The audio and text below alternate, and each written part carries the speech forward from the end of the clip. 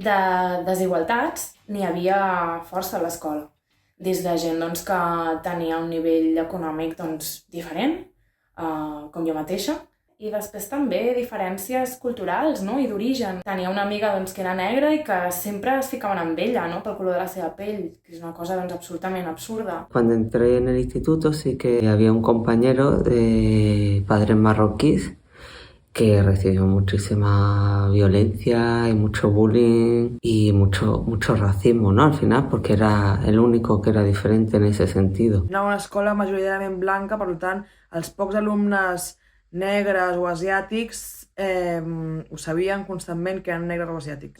Unes companyes que portaven rastes i rebien el pitjor bullying del món simplement per portar rastes, no? Perquè no s'entenia, es veia com una cosa bruta. Recordo el cas d'un alumne que venia de fora, d'un altre país, no sabia el català, no sabia el castellà, i això era aprofitat per alguns per fer-li bromes de mal gust o per enriure-se'n d'ell perquè no es podia comunicar eficaçment amb l'idioma.